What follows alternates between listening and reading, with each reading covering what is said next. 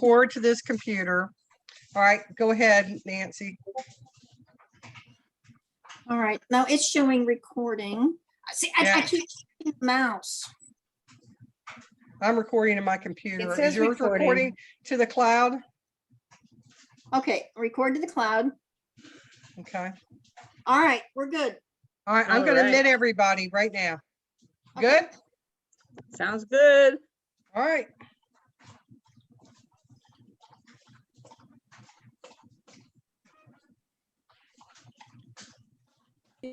Start video. Here's Liz. Hi. Hi, Liz. Hi. How Hey, you doing? everyone. Hi, everyone. Hi. Hi. Oh, I need to do a background. Okay, now, don't do that. Thank you, everyone, for keeping your video off and muting. If you have any questions, please use chat just like Ricky just did. Oh, you got a compliment. She says, you look, Vera, you look younger than every year. Oh boy, thank you. I'm Benjamin Button. Here you go, reverse aging. There we go. Oh, there's Liz's background. Looks good. Yes, it does.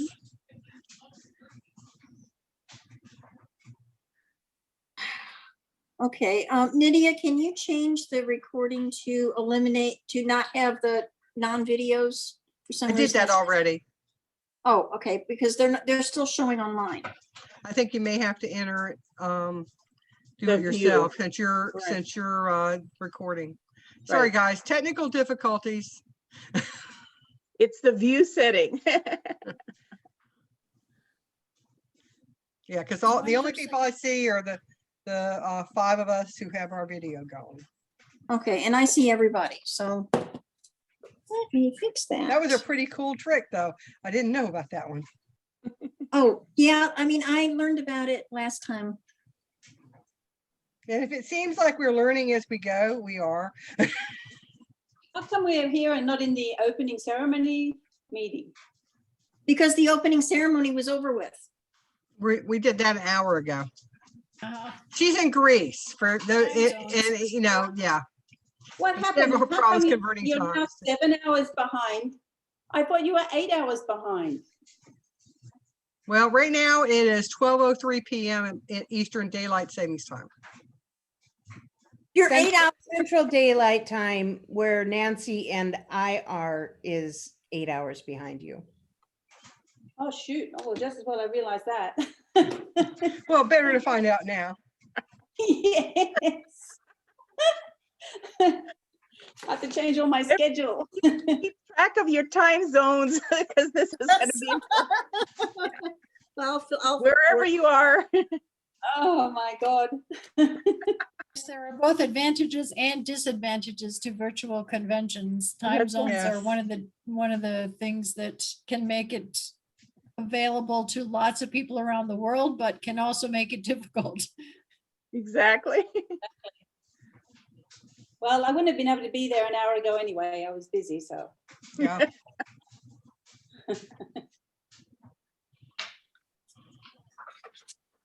There was one person in Discord that said they were getting asked for a username and password, but it must have been a unique issue to them because everybody else seems to have gotten in okay. Yeah.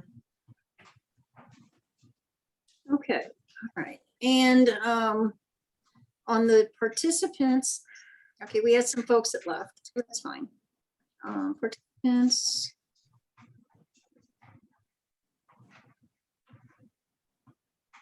Okay, we got more folks to admit. So I'm- Nydia, I'm gonna admit, I'll admit all. okay. All right. I think I might just turn off the waiting room if I can do that. Security. I'm gonna disable the waiting room if it will let me do. I have disabled the waiting room, so that is done. Everybody well- should be in. I did send a nice chat. For those of you who don't know, there's a pair of settings, one for audio and another for video to disable.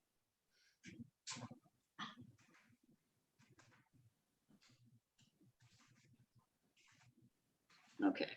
All right. So welcome, everybody. This is our command deck on Meet the Author. And what's next in the tag universe? Now I have a question before we go on. Are we supposed to be in a big Brady Bunch thing happening right now, or is there like a different view? Because I think I can see tiny little thumbnails of everybody right now. Well, you should only see tiny thumbnails of us and we should see a big you. Right, because I don't see anything but tiny thumbnails of everyone. Oh, Me too. okay. That's actually what I'm seeing too. It doesn't look like it's in. All right, I'm specific- switching to speaker view. So I So think the moderators need to turn on the speaker view because you're, I did just now. I don't know if everybody has to do that individually or not. I think the host has to do that. But I'm trying to see, I'm using, Yeah, you can change your own view, but yeah, I don't think you the can change host should- everybody's. now it's fixed. Okay, good. All All right. right, And I think it's time to get started. okay. Well, So, I still see the other view, but hey. well, we're on the bottom, so you can, you can, No, you're all on the top and it's like gallery Change it on view. your I screen think you're there. gonna have to change that yourself so you Right. see the Change it active on your speaker. screen. I have gone ahead and changed it, so hopefully that'll do it because right now I see, let's see, I see one of the moderators. okay. All right. All right. Now, you're not going to see us at all. I want to see you. I do want to see you. I just want to make sure. Okay. All right. Okay. We'll do it this way. You're the big person and I'm the little person. Okay. No, that's not right. Well, for recording purposes. Okay. There we go. All right. So we'll be, if you guys are worried, we'll edit all this stuff out. So everybody to the ICS2 command deck. Meet the author and what's next in the tag universe. So I would like to introduce, for those of you who don't already know her, our very own Vera Nazarian. Vera? Nice to see everybody. Good to be here again. Second year in a row. This is so awesome. Vera, did you ever think that you'd be this popular with a book series? You know, I really had no idea because I just wanted to write kind of a fun story for everybody. That's what I was going for. And of course, it's had to be science fiction or some kind of a, with elements of fantasy or imagination. But who knew? Everybody really likes tag. This is exciting. So you ready for some questions? Yes, let's do it. Let's do it. It's TagCon. Now that Ace and Blue is out, what's next? Okay, here that is going to be a great thing, and I cannot even express how excited I am over what's coming. And it's just like, again, I can only see the face of Nancy, so let's make sure that. Oh my God, because seriously, the speaker view is not coming up, so I don't know what's up. Well, it is coming up on mine and it's being recorded that way. Okay, all right. Yeah, some- and mine, I've got a strip of people at the top and then whoever's speaking. Right. For some reason, I think it's like it's a glitch thing going on. All right. Let's hope for the best that it's happening, and let's go ahead and talk. One thing that I want to tell you is that whatever you think the Atlantis Grail is currently just the tip of the iceberg. It's basically the very top, like, little corner of the pyramid, or the capstone, shall we call it? Because whenever you're going to be reading the prequel series, you're going to dive. You're going to take a deep bucket dive into some more stuff. So get ready for some really deep rabbit hole stuff. Seriously, you are going down the rabbit hole and you're just going to be, it's amazing. So first of all, you guys know that we have something called the Atlantis Grail Novella series, and that's Ace in Blue is the first of the series. Now, what we're gonna do is we're gonna go and actually talk about the prequel. And the very first book that you're getting is, and before I go on again, I only see Nydia on the screen, so I don't know what's happening right now with me. You're fine. You're fine. Okay, now I only see Nancy. Okay. This is That's because strange. whoever the last one I'm not talked. used to the tech, because usually the speaker is the one on the screen, and again, I only see Nydia. Okay, let's just, because it's so strange. Okay, give me 1 second. I'm going to do something to my screen because, let's see, full screen, just because I do not know what I'm actually seeing here. Okay, all right, let's go full. So right now I see, again, only Nydia, but that's fine. All right, so let me just, because I get really strange just like seeing my face in a little corner. Technical difficulties. Okay, okay, I'm gonna pretend I'm just talking to Nydia because that's all I see. Cool. Okay, hi Nydia, we're Hi, talking. Vera, how you doing? I know, it's serious. Like, this is really strange. Okay, but all right, so what we're having is the first book of the Atlantis Grail prequel series is called Eos. Now you've noticed that I have a little background image on the back behind my head, and hopefully again you can see it. The first book is Eos. Then you have, if I can see the tiny little thumbnail, Dia? the green image, yeah, Dea, Nyctos, Ghost, and Starlight. Now this is the lineup of the main prequel series. Now, you also notice that on the bottom, we have our main, the Atlantis Grail tag, the main series. The last book, there's a 5th book called The Book of Everything. Now, just to let you guys know that this series acts like a very, very interesting interconnected entity, like a circle. So you might think one begins in the beginning, but in fact, there is sort of like a jump. So you will actually get to read The Book of Everything, the 5th book of the Atlantis Grail main series first, and then you get to read Starlight, which is the last book of the prequel series. So there's like a little twist there. But before any spoilers, I don't want to give you any spoilers. Let's rush back to the first, which is the Eos book, the red cover.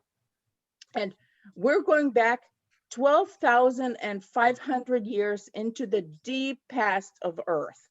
Now, it does take place on Earth, and there are certain parallels similar to Qualify, because there is that sense of competition, and there is going to be a main character who you actually have met already.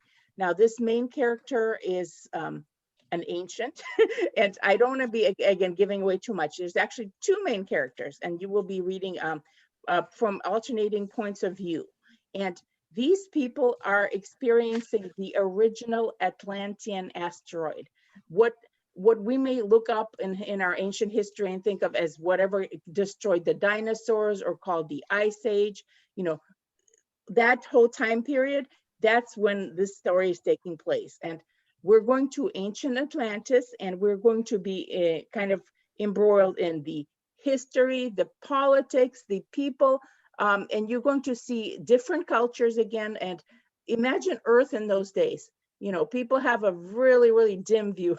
You think, is it cave people? Is it, what kind of, how deep does it go at this point? So it's really, really intricate, and it does get kind of biblical in some ways. So there's all kinds of very, very interesting things. And as I said, it's the tip of the iceberg, the capstone of the pyramid. So you have no idea how deep it's going to go. And if you think it's intense to read the Atlantis Grail, wait till you start reading the first book of the prequel series, because it'll take you further and you will be just as embroiled in that one. So I wish I could express how exciting it is going to be. It is. You're going to be kind of really excited. Instead of saying, let's, because I noticed some of you say, let's get rewrite Qualify from Asen's point of view. You're not going to ask that anymore, because you'll be much more interested in what's happening in ancient Atlantis. Okay, so I hope that gives you some of the background of what's coming without me giving too much away, because it's so easy for me to just go off and just to give you spoilers and ruin everything. I don't want to do that. Well, we and that was kind of my question. What Right. happens in that first book? You know, we're still in love with Aeson and Gwen. And it's Right. like, you know, it's kind of like going to the Star Wars from the first three. And Yeah. where's Duke? Where's Luke? I mean, so why should we care after being so invested in Aeson and Gwen? How are you going to how are you going to suck us in again? Exactly. That's the perfect question. Because I mean, seriously, you would think, why should anybody care? You know, these ancient people, ancient characters, you've had like glimpses of them in Survive. Who cares, right?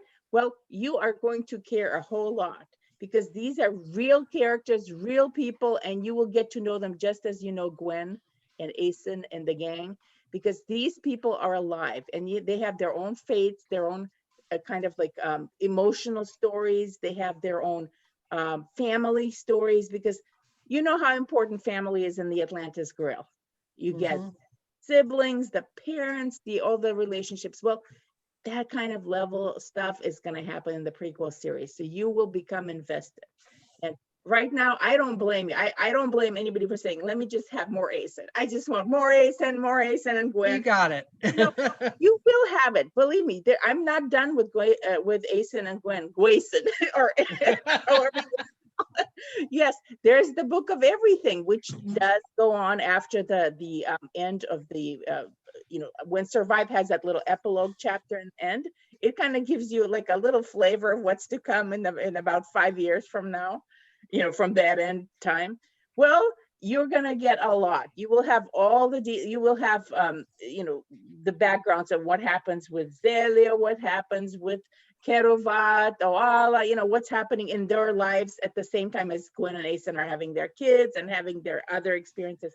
And you will learn a lot about what's happening on Earth too, because, you know, Earth has been saved. So what happens? Well, you're going to see how, and you're going to see how they're interacting with Atlantis, and how, you know, what are the limitations, because there's still that whole, you know, it's a long journey, and Starlight is not up for everybody, and we will get more into it, because you know about Starlight, that's a very difficult, subtle thing, and Gwen can do it, but doesn't mean she's going to do it all the time. So there's a lot of that, you know, and a lot of just conventional traveling and just politics and so on and so forth. So get ready for the Book of Everything having a lot of that. But in the meantime, let's go whoosh over to 12,500 years back into the past. And there's some really awesome, amazing things happening there. Vera, to touch on that just a bit, would you say that when we start rereading Survive after reading the DOTAG, the Dawn of the Atlantis Grail, Exactly. and they meet, you know, when they see the sarcophagus and Aeson's going, well, what happened? We as the readers will already know, but the characters won't. Well, you know what? It doesn't matter, because what you're actually going to find out, you know, now the sarcophagus, you know, there's an ancient Cassiopeia and so on and so forth. You vaguely get hints of her life story in the diary, which she left called her Book of Everything. But when you start to read Eos, you are going to say, oh my goodness, again, that's just the tip of the iceberg. You're going to find out so much more about how she ends up inside that jewel coffin, because that ancient Agneos tree, which is you know, Agneos is like the resin. How did she end up in that situation? What in the world, right? So there's a lot of that you're going to find out, and it's going to explain everything. And you will find out how the ghost moon came to be. What happened? How did the ghost moon end up being in its own really strange dimension, you know, outside of our own reality? And that's going to be explained. That's a whole novel devoted to that. It's that's going to be in Ghost. In fact, that's the second to last of the prequel series novels. So you're going to find out so much more, and a lot of these things will be explained. A lot of things, especially you have seen and survived, because that goes back, it starts to dip back into the ancient things. So get ready for more detail, more explanations, more kind of revelations, including the ancient aliens. Because everybody wants to know, what the heck they are, these godlike strange creatures, and why did they, why did they show up? How did they show up in the beginning? How was the original rift opened and all that? So get ready for a lot of fun. So we're going to have a whole new roller coaster ride. Yes, you will. I promise you. And it will make you say, instead of saying, give me an ASIN, give me more ASIN, you will still get ASIN, but you will also get the story, the people in the story, in the ancients, who you're gonna suddenly see as real people, not just mummies or whatever. Okay, Vera, our next topic is cadets choose their quadrant colors at the end of their first year of Fleet Cadet School. Right. And how do civilians choose their quadrant colors? Great question. And here it is. What happens is the civilians will go to their own kind of educational institutions, whether it be technical schools or just regular schools. Atlanteans have similar tradition of having educational institutions. So as they're going through their institution to study whatever subject, non-military subject, they're just going to go through the same idea of picking that, making that choice of quadrant, focusing on that major, just like when we go to college or junior college, any kind of secondary education, you're going to focus on something, right? You're focusing on an area of study. Well, in some ways, the quadrant colors are the actual areas of study. So, for example, if you're going to go into the arts, let's say, and you want to be a musician, okay, not a vocalist, but just like an entertainer musician, we're going to assume that it may be related to green or yellow, because that's kind of more of the that type of focus. So it just depends on how they decide what they're majoring in, and then the choice is made. They have their own little ceremony, just like the cadets had their ceremony at the end, where they're they have the orbs and the color lights go on as their choice. So something similar would happen, and yep, they will have their choice, but they do have their armbands, just like the the military people do. So it's all there, and the society encompasses all the 4 color quadrants. As you know, it was based on some of it is actually you don't really know that much yet, but it is based on ship divisions. And this is a little bit of a spoiler, so you're getting a spoiler. The original ancient Atlantean ships had some divisions for navigation and other roles inside the ship. So part of the 4 quadrants is based on that. Okay, so you got a ding, ding, ding. For example, you had, Arlenari was in the yellow quadrant sphere on the ship. There were 4 spheres. Right, habitat. There were 4 habitat in ancient Vimana. Vimana was the main ship. There's a lot of other ships. You've seen the graveyard of ships on the Ghost Moon, basically. But the biggest one contained 4 circular habitats. Think of them as peas in a pod. In fact, the ship itself, if you want to go kind of cosmic, it's shaped kind of like an oval or a cosmic egg in some ways. And then the tip has a little extension, and there's another smaller circle. And again, this is grand scale. That smaller circle is the part that flies forward, and that's the resonance chamber. So on the top, because it is the way the resonance chamber can affect people, they keep it isolated away from the main body of the ship. So it's like a little bead. Think of a little circle bead. There's a little tube with passageways connecting the 2 sections. And then there's a large oval or egg shape. And again, think of the cosmic egg, and that has some meaning, and you will find out more about that in the prequel series. But so that's the shape of Vimana. It's a great giant egg, and maybe a little bit more ovally and extended. And it's right now, as you are introduced to it, it is stuck deep in the ground of Poseidon. And all you get is that little tip, just where the top of that tube goes up, and you get the sphere, and it's been cut, bisected exactly in half. Half of it has been taken to Nydia, and it's been like a circular dome that's been stuck onto a hillside or like a mountainside in Nydia. That's the raw disc. And the other part is what we know as the Atlantis Grail, that little half cut circle, the little bottom, and then it recedes deep into the ground. And then you have those 4 pea pods. You have on the very top, you have the red, blue, green, and then yellow. And there's some damage right now, so you can't really go past certain levels. So that's the four original divisions of the quadrants, and you will find out more. There you go. I'm going to move to the next question.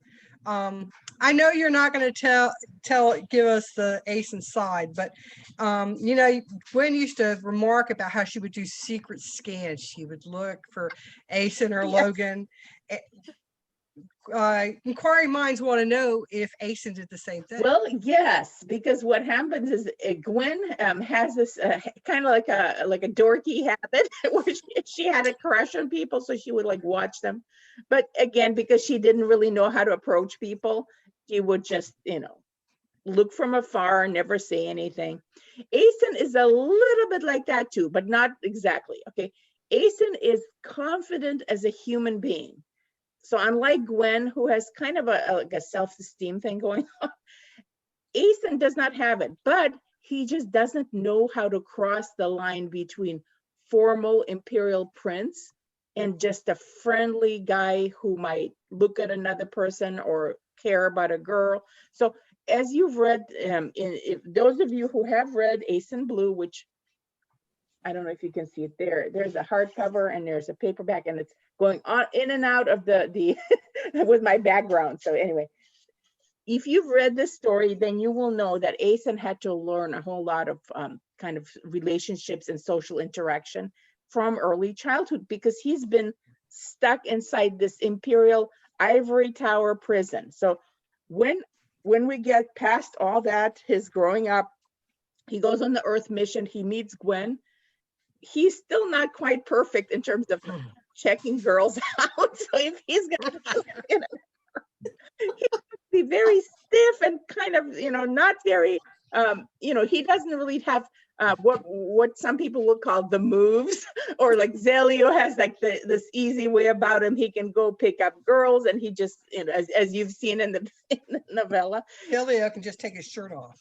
right? Rips it off, and there you go. Yeah. Well, Aeson is very uptight about it, so he will be watching Gwen, of course, and you know that he does that. But from as far as Gwen can see, because the original tag was written from Gwen's perspective, so all we see is what Gwen sees Aeson seeing her. So if she notices his eyes kind of following her, she may say it, but he's kind of good at not letting her notice this. So believe me, he's watching her much more than she thinks he is. So yes, and you will get some of this kind of what you really, really want to know is going to be described in the novella Aeson Black. So I know you guys really want to see that. Chomping at the bit, literally. You will get quite some of that. So that should satisfy everybody's need to know, what is Aeson thinking when he sees Gwen? What's happening?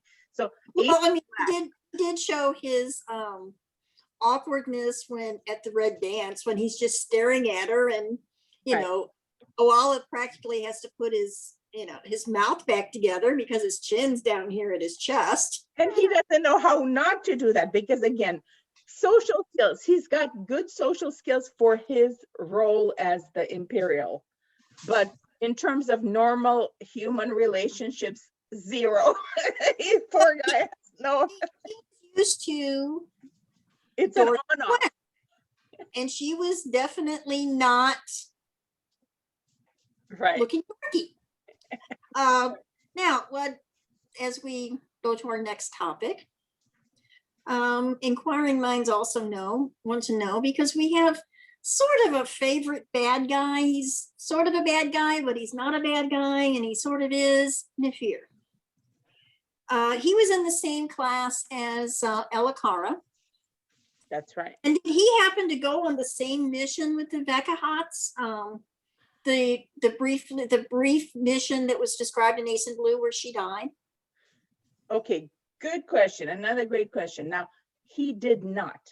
Nefir did not go on that mission. You know why? Because that was one of the vanguard. What happened was Romhutat Cassiope, the Imperator, sent a bunch of different missions. So one of the very first missions that went to Earth was with Elikara, and unfortunately they had an accident. And I'm not going to speculate right now because there's going to be a little bit more on this in the Book of Everything, which is the 5th book of the tag. But just to let you know right now that this was an accident. No, there were a few people on that ship. This was like a small ship that went forward, and they did some bad. It's jumps involving basically some kind of miscalculation. So that was not with Nefir. Nefir was on one of the secondary surges that actually. So he was one of the people who actually reached Earth. He did a lot of diplomacy there, and this was part of the reason he's kind of so slick about things. He knows how he has been in touch. So he's sort of like an intermediary, and so has been Consul Denu. Consul Denu has done this too. So you know that the consul is, right on the ball there. But Nefir is very much a kind of a, here's my lord, the Imperator. I'm doing his bidding. Let me go do this Earth. And then, so he's promising things to the Earthlings, and a lot of the promises made was done through Nefir, but he was never on that original mission, which we lost the lives of Elikara and her father, and a lot of, not too many, but a significant number of people on that smaller mission. So there you have it. Okay. All right, next we have, after Gwen saves Earth and Atlantis, are you going to allow us to see the reactions of people from both planets to her, not as only a games champion and wife of the Imperator, but as the Starlight Sorceress? All right, good question, you guys.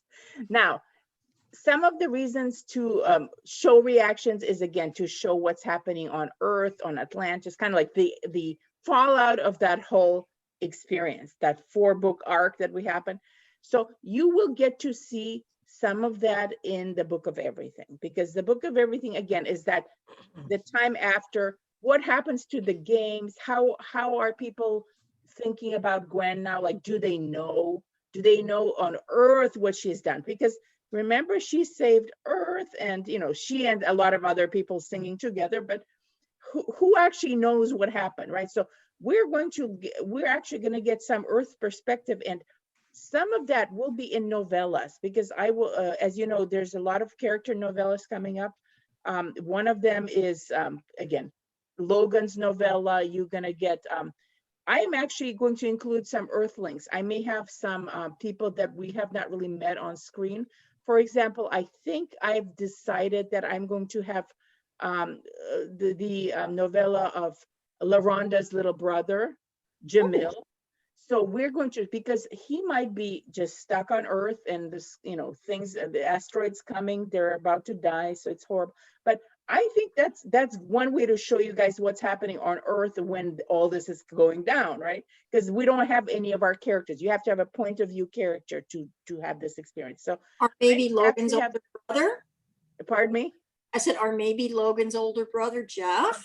Logan's older brother, Jeff, is important, and you will get stuff from him, but he will actually be in some of the books. So he's actually going to be on screen in the coming books. That's important, right? So stay tuned for Jeff Sangre. Jeff Sangre, not a novella, but an actual appearance in the actual books. So that's all I'm gonna say.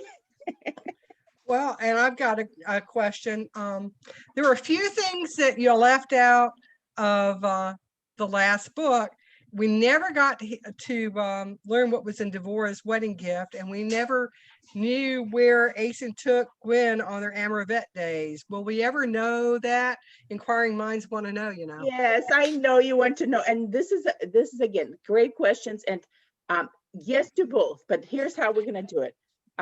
Devorah's gift to Gwen, which she never get to open, unfortunately, you know, with all this stuff happening, you will find out a little bit about it in the Book of Everything, because that's like later on, you're looking back, what happened in those years. So Gwen will kind of remember and talk about it. So we will get to find out about the gift, because I know you really want to know. So that will come up in the Book of Yes. Everything. Now, the other question was, you said, Amravette days. okay, that's the one you're going to get in a novella, because I think I did mention before that as a rule in general, the Atlantis Grail is a YA series, meaning it's young adults. So we're not going to get very explicit about some things. Just we don't do on screens, you know, sex and violence is just not a, you know, although some young adult books do go all the way, you know, they show things, but we're not going to do that on screen. Now, for some people who really want a little bit more spicy stuff between Gwen and Aeson, I'm going to have specifically a novella for that. So there's going to be one called Amravette Days, and this might be a honeymoon novella. Now, again, not sure exactly if that's going to be the final title, but there will be some stuff, and you will, in the process of that novella, you will find out where they went, how it was, and all that good stuff. So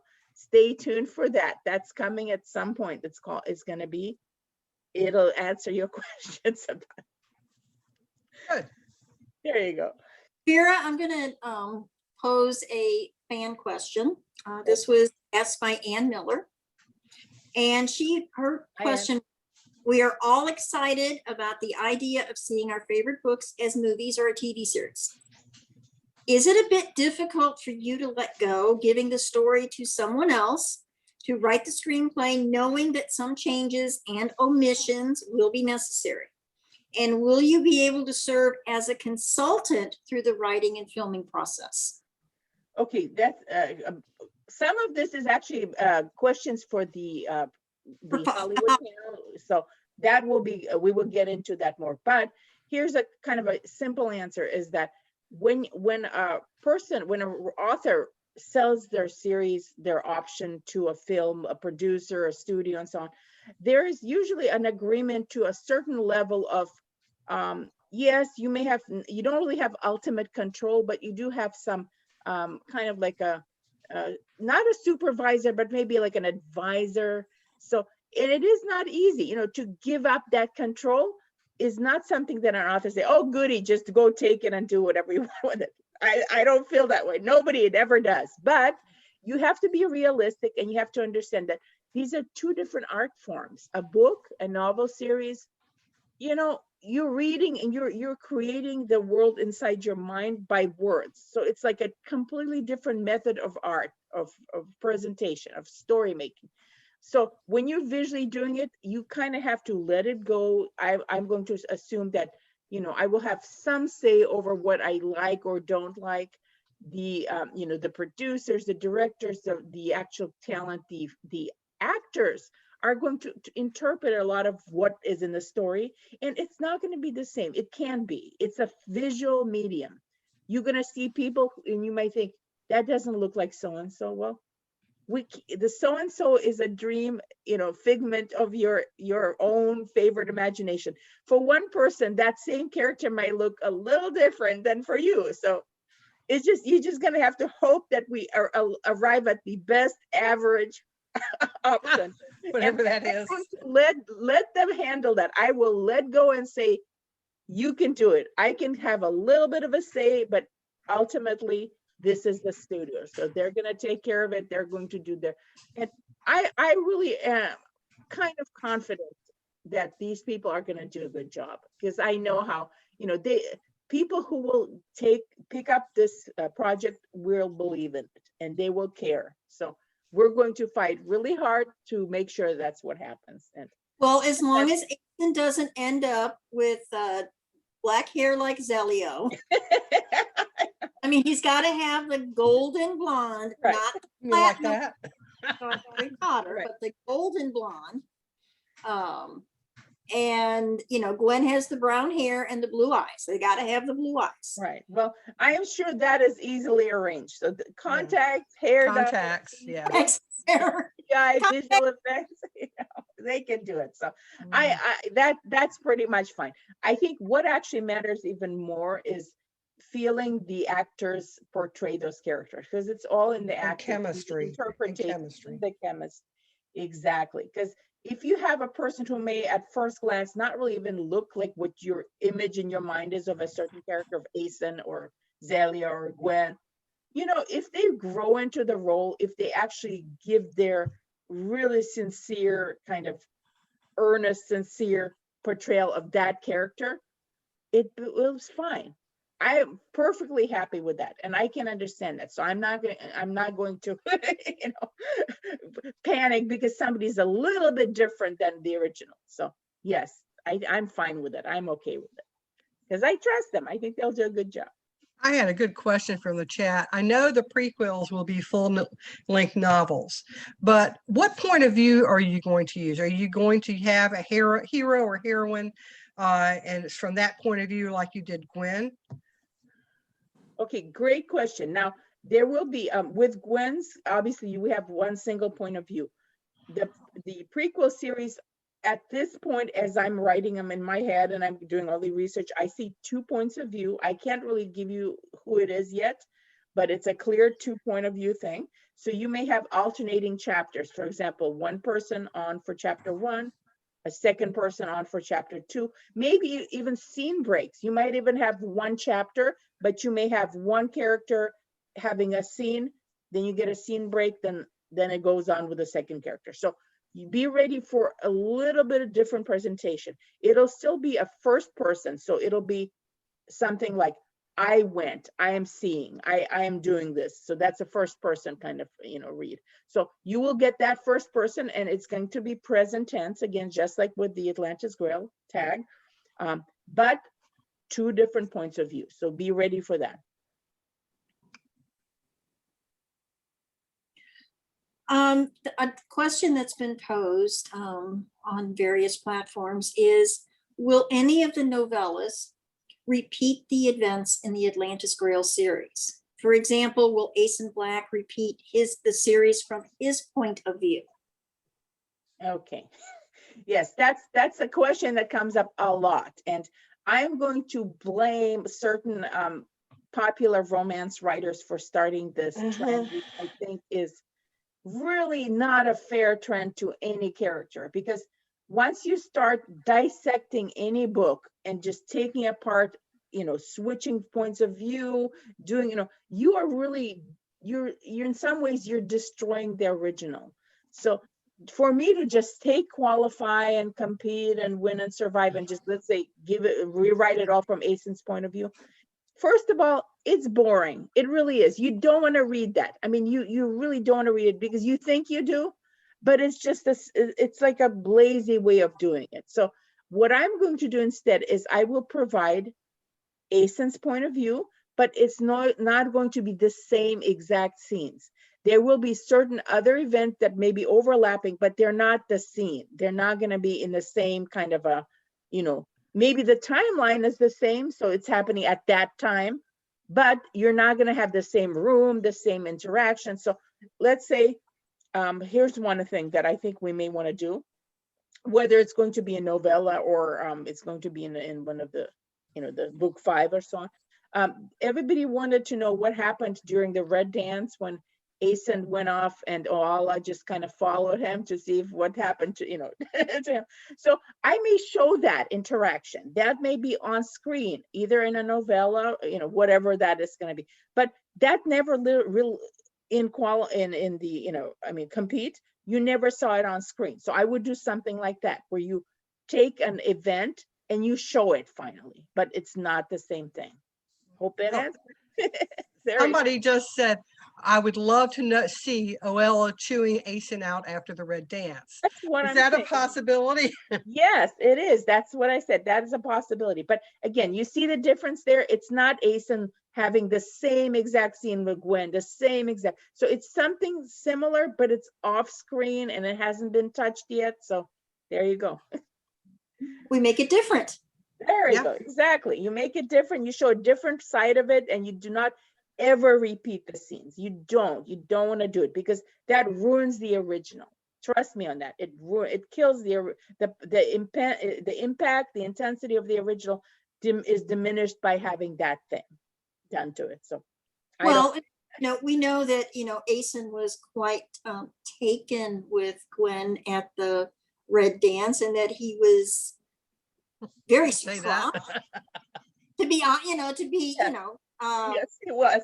he was extremely surprised at her appearance and her performance.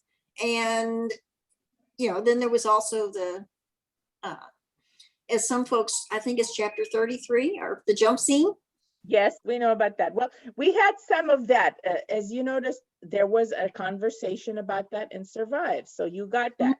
You got that confrontation, but you see the difference instead of just having it repeated through Asen's, it was fine the way it was the first time. What you need to do instead is show a different angle, a different, a later take on it. So that's how we handled it. So hope that's okay with you guys. Well, and I got a question from one of the fans too. We kind of know how the art ships are piloted, that we have the different functions broken up.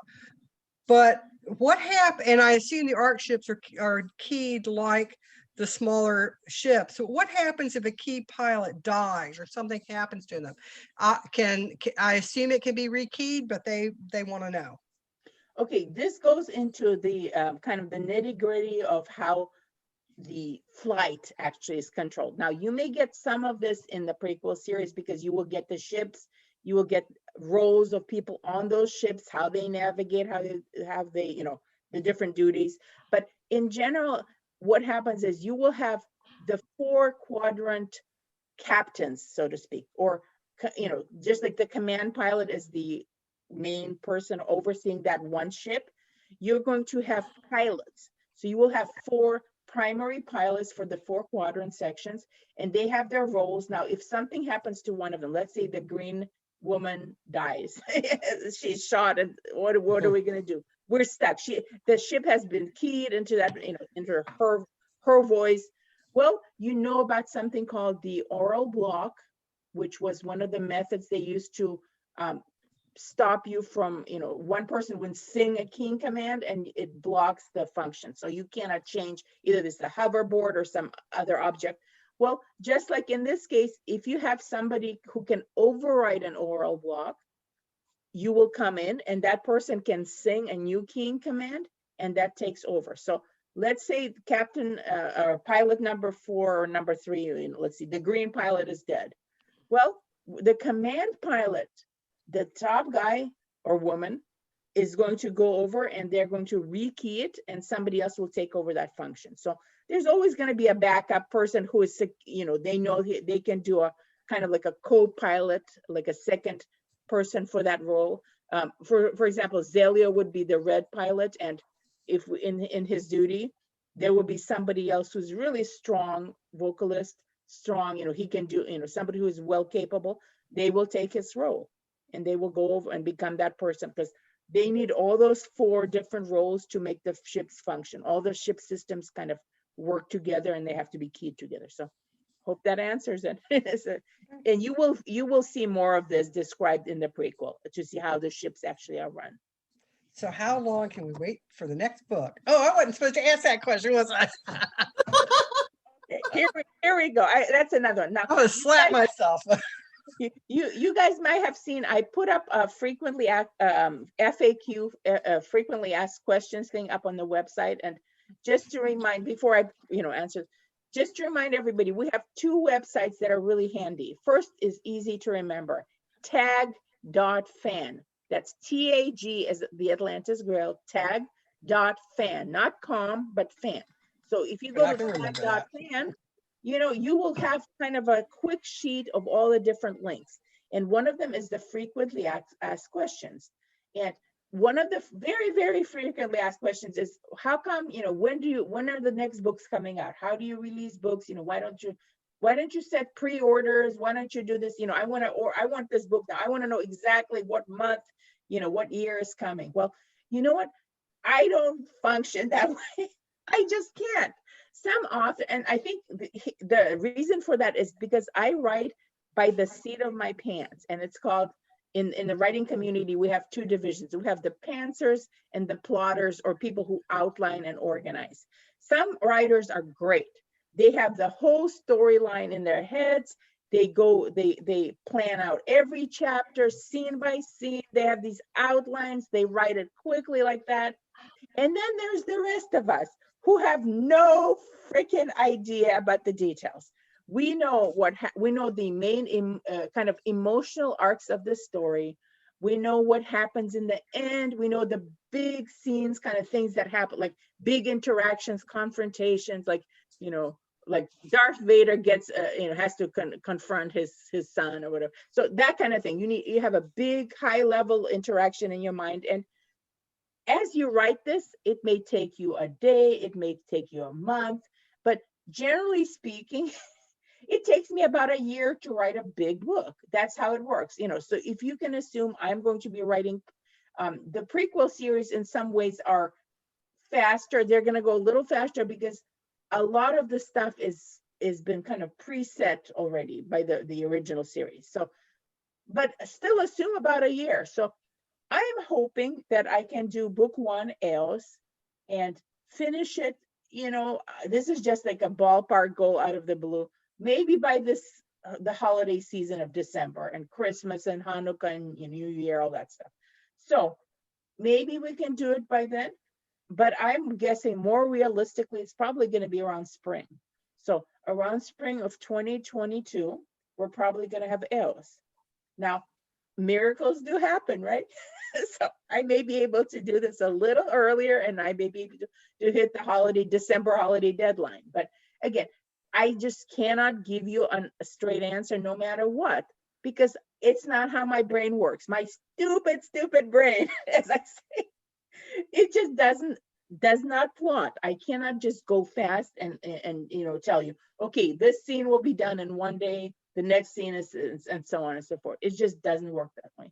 So I can't give you pre-orders. I can't give you hard deadlines. I can't give you anything. You just kind of have to say, here are my words for the day. And that's what I can give you. So I will give you regular word updates, and I may put this on Wattpad. So you may get some chapters going up on Wattpad again. Remember Wattpad?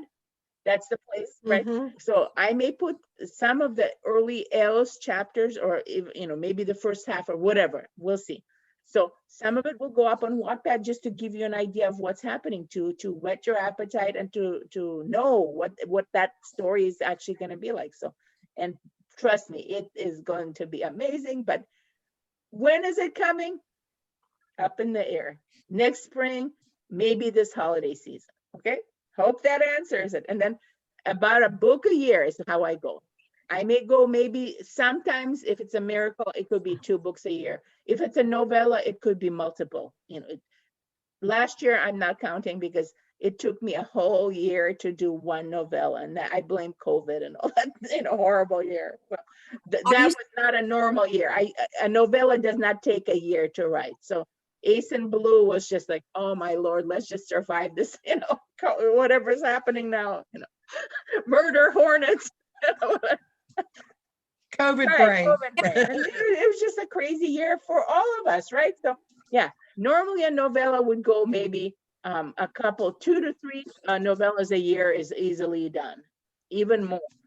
But it just depends.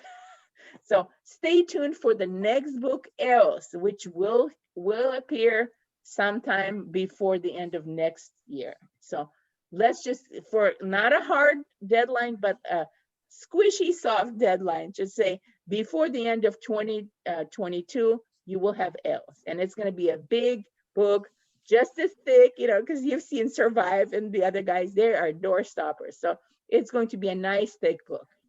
Get ready.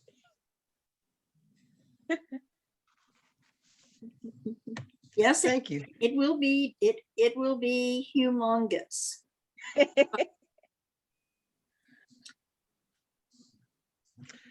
Any other questions? Nancy, you got any more questions? No, I don't, Nydia. Does anyone in the audience have a question? You can put it into chat. Oh, Or you can, we have someone asking, will there be a George novella? Oh, of course, you got to have a George novella. You cannot not have a George novella. You're also going to have a lot of George stuff happening in the Book of Everything. So that's coming up. So there's going to be, George plays an important part. We're not done with that boy.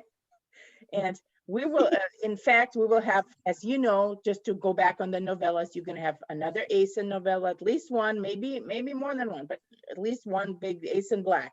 So that's coming. George, we're going to have Logan, we will have Oala, Kerovat, Bree, you're going to have a Bree novella. And one of the things in the Bree novella is you will find out how come Bree is afraid and she's claustrophobic. So you will find out that's a very important thing about that. So Bree novella coming. Yeah, tons and tons. All the characters you know and love, we're gonna dip and explore at some point. So there's no yeah. Ricky has asked how many years of writing you assign yourself with all these books and novellas, and I think you've already answered that. I think you're going to be writing for a while. Yeah. You know, it may be no end, but you know, once these, somebody I think asked whether or not there's going to be a sequel series. In other words, a third series after the Atlantis. You know, the standard answer is I have no freaking idea, but I really don't. I can't give you any good answer on that. I don't see it because one thing that happens with too many series appended to all ends is the story gets so diluted that after a while you're like, somebody just make it stop, please. Kill it now. Kind of like the Star Wars. Yeah, exactly. So you're like, please, no more. It's enough. It's not helping enough. So This is probably heresy, but I feel like I don't know what's happening with that. But novellas, that's a different matter because they're just like deep dives into individual characters. So there you go. So any other ghosts that might make themselves known, like another ghost planet or Very, uh-oh, very now we gave her an idea. well, you know what? One of the things about ghosts, and I think we're going to talk some about it in the science panel, is the idea of boundaries and kind of membranes between universes and between realities. So that's one of the things we're going to do. So people come to the science panel coming, I believe it's next, but yeah. Being a ghost is just basically somebody in a different dimension. That's according to this kind of fantasy or science fictional worldview. So, I was corrected because they said they were referring to Gwen's mom more than anything else.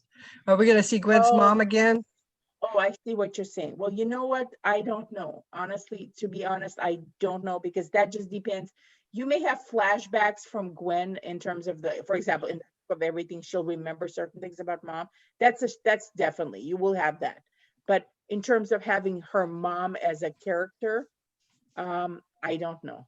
We'll see. We'll just have to see. Well, perhaps if you do one on Charles. We may have one on Charles because Charles as a living character, he's very important. And as you know, he's way more important than people expected him to be. And Charles has a future. You know, he's there on Atlantis with his children. He has a job. He's got to, you know, he's gonna get. So yeah, we may have a novella about Charles. So Well, and he's you know, you gave the impression that he is highly respected. I mean, Sheratat, and the high priest of the Cassiopeia, was, oh my gosh, another, you know. You have a Logos voice, you know, you're up there with the gods and just, you know, has such tremendous respect for this person that at first he wanted to dismiss and all of a sudden, no, this guy's important. That's true. You know, you will get, and even a little bit of stuff that you've seen in the last chapter of Survive, you know, where the whole thing with the museums, but even more so than that, you know, he does have a job, he does teach. So he's going to be doing a lot of teaching. He will share his information and whatever he knows about the ancient history of antiquity on Earth, he will be happy to compare and translate and teach. And himself, you know, he wants to learn more about Atlantis too. So he'll be picking up, as he's teaching his things, he will be picking up the same parallels from the experts on Atlantis, because they have their own professors, they have their own, you know, experts in the fields of ancient things. So yeah, there will be a lot of fun things with it. To me, Charles just displays the top of the line educator. He doesn't ever stop learning. Yes, Mhm, that very is true. right. And I mean, a true educator is always looking for something else. Yep. And we also know where Gordy gets his focus. Yes, Gordy's focus is pretty much right there. He's gonna go, you know, drill through that information and get, you know, get to the bottom of it. But you know, unlike for example, his older brother George is more of like a scatter. Let's get, it's kind of like He's your brain. well, you know, he's not as focused, but he is, I mean, he's very smart, he's very skillful, he's got all the social skills, so he's very diplomatic, and you may see some of that happening. So he may really take Consul Denner's advice to go into diplomacy. So more on that in the book of everything. But with Gordy, it's just straight on, you know, technical, whatever, you know, focus on the subject. Let's just drill down to this thing. So yeah, quite a different perspective. Well, we saw that a lot when they were down in the chamber, in the yellow habitat, when they were Right. finding, you know, they're everybody's looking, and Gordy's going, guys, you might want to look at this. Exactly, because he immediately he focuses on things and he just sees it and he nails the things that other people are still looking around, just kind of going, oh, no. And Gordy's like, hey, look at that. So yeah, that's Yeah. good. Kind of, hey, you know, look at this. This is interesting. And they were going, huh, what? Exactly. Yep. So you will definitely have more Gordy, and you will have a Gordy novella. That's going to happen. So yeah. In fact, you can safely assume that all the major characters that you really enjoy, even people like Anu, is going to get a novella. You know, you will get. I would love to, you know, learn more about Anu, especially his Yes. childhood. Yes, you will. Yeah. You will get that. You know, and eating fish on Earth. Yes, those nasty earth fishies. They don't have any taste. Yeah, they're just, you know, not up to par. I have another question, and I'm going to paraphrase this a little bit. I mentioned that your ideas for these books came from some of your dreams, which I find fascinating. And the question is, when did you decide to take your dreams and write these books?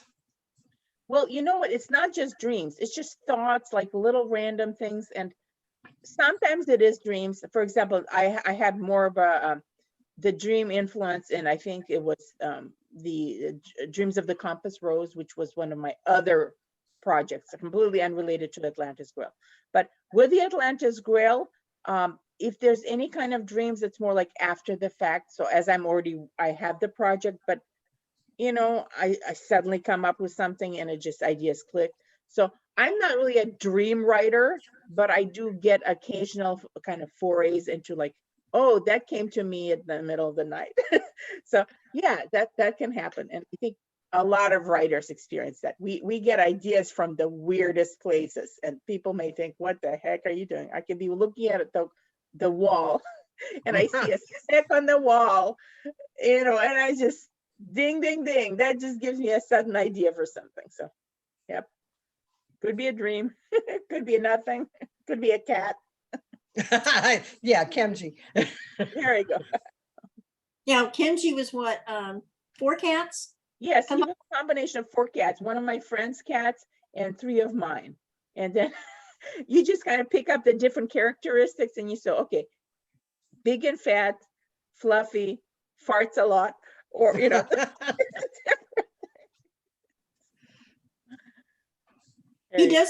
He does make things interesting. Yes, he does.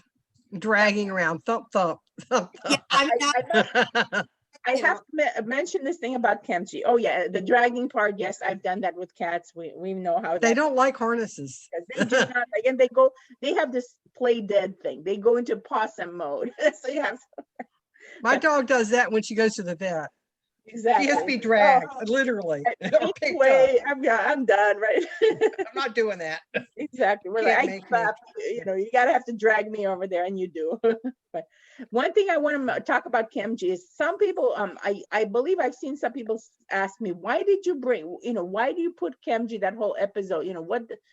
You guys, Kenji is how you find out more about the other characters. You find out about George, his relationship with Manala. You find out all these other important family kind of interactions. So Kenji is like a way for you to know more about these people. If there was no Kenji, you would know far less about a lot of these families. You know, you would not know how George is with other people, how you know, Gordy interacts with his brother, how Gwen handles her siblings. So a lot of it is Kenji brings out the best. So you gotta have Kenji. And Kenji's episode was what what brought Manala to the light and brought out her Logos voice. Exactly. And Very not true. only that, it brought Manala into the family. Without the Kenji situation, Manala was just this hanger-on, you know what? But she's basically part of Charles's children. She's one of the kids now. So Manala A lot had of the same things. with yeah, Charles. and so the cat brought everybody together, and it's really, really important. It's not just the throwaway, silly episode. It's the heart of the family. So, yeah, we can thank Kenji for giving us a way of looking at other people. So, Somebody just called, Ricky said Kenji is a cat catalyst. perfect. Yeah. There he is. Say.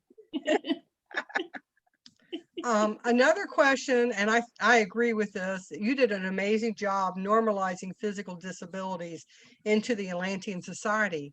Are you going to do anything with mental health struggles? You know what? That could be. We'll see how that goes, because that's a part of life in whether it's Earth or Atlantis. So that's an interesting thought. I will That see. was a good question. Yeah, Mhm. but yeah, people like Blaine with the physical disabilities, he's a valid part of culture, and there's others like him. And you know what? Having him qualify despite being as he is just shows you that it doesn't matter, that anybody can be fit for the job, or you know, fit to go on and be a productive member of society. So yeah. Yeah, and mental health is just one more, it's just a brain chemical that's out of balance in many cases. So Well, I mean, we do know that all of the refugees, including Gwen, you know, they suffered major post-traumatic stress syndrome. yes. That is correct, exactly. And part of that you see in the very beginning of Compete, when they're crying in the dark, when you remember that whole line of when they go to bed the first night on the ships. So that's just the beginning of their PTSD being released, because all the qualification brought out so much awful. I mean, these people had to fight for their lives, you know, so yeah. Well, and we see it in Asen, and now we can in Asen Blue, we can kind of understand why he is so protective of Gwen because of what happened to Elikara. Mhm. He's afraid to love because the person he loved is gone. Right. So Asen does know a lot. He learns to love another person that way with Elikara, but she basically, he does not just transfer his feelings. So don't worry, there's not that. It's not transference, but you can tell he's It's just kind of like gives him a frame of reference of how it is. And then when the real time comes with Gwen, you know, a lot of that, his depth of and also kind of very vulnerable. So he's got that vulnerability about him. And part of the reason he can't just immediately, you know, show his feelings, not just because he cannot, it's his duty not to. So he has to turn it off just like a faucet. But he's also personally afraid just to feel that. So yeah, it's a complicated thing for him. well, yet someone said that Elikara is sort of It's to Aeson, Alucard is to Aeson as Logan was to Gwen. The relationship had to happen in order for the next relationship to happen. That's true. That is true. And, you know, and I'm glad you brought up Gwen and Logan, because that was important too. It's not really it's not just a love triangle, because that's just silly when you have, you know, oh, let's just put in a third person. It's like, no, this is showing Gwen's growth, and Logan's is his own person. He's not a bad guy. He's never been a guy. He's just not for Gwen, and he's got his own story. And you see some of that happen. You see some of his story being picked up, and, you know, he's got another relationship, and he's just a guy who is not Gwen's, but he was Gwen's first. So, yeah. Well, and Gwen needed for lack of a better term, the experience with a boyfriend, Yep. you know, so that she would also be able to recognize, well, Logan, yeah, I loved him, but not the same way that I love Asa. Right. Wasn't enough. Yeah, it just wasn't enough for her. And, you know, Asen just put her, yes, he put duty first in most cases, but if it came a choice between duty and Gwen, he put Gwen first. That's right. That is right. And that's Logan, one of the big differences. Logan did the opposite. Yeah. So, Right. Right. Logan I have a was more by question. the Oh, book. sorry. Go ahead. In Ace and Blue, we had Ace seeing a pair of blue eyes. Are we going to know whether he recognizes those blue eyes from his experience in Ace and Blue? Yes, you will. That's a good question, because that is important. It's up there with how did he decide to love Gwen, or thought he understood that he was in love with Gwen. So yeah, that will be explored, and some of it will come up. In fact, a lot of it will come up in Ace in Black, which is the next step in what you see from Aeson. But some of that will also come up in the Book of Everything, because yeah. So you perhaps conversation between the two of them. yeah, it'll be discussed. It'll be memories, you know, going back and, you know, just like, Or maybe just saying, Mommy, Daddy, when did you first learn you loved each other? We don't know, huh? there we go, kids. Yeah. And they ask the dirtiest things sometimes. Yes, they do. Well, Vera, we have been having so much fun, but guess what? We're running out of time. There you go. You know, we've got and folks, we've got a pre-recorded presentation that is coming up next. It is available now. It's our brand new product, and you don't want to miss it. Okay. Vera, thank you, and I'll be talking to you very soon. Thank And you, guys. I am so glad everybody's here. Thank you for coming and watching our, you know, whether it's technical difficulties or startups. It's Zoom, people. What can we do? What can we say? I got it all down, and then something pops up. Oh, and they upgrade. They change things. They do. It's like, what's happening now? We're here. And of course, at 2:00, we have the Science of the Atlantis Grail. Don't forget, don't go into the room till about 5 minutes till 2, because that seems to be creating problems. So we will see you shortly. Bye. Okay. And I'm going to stop recording. Take care.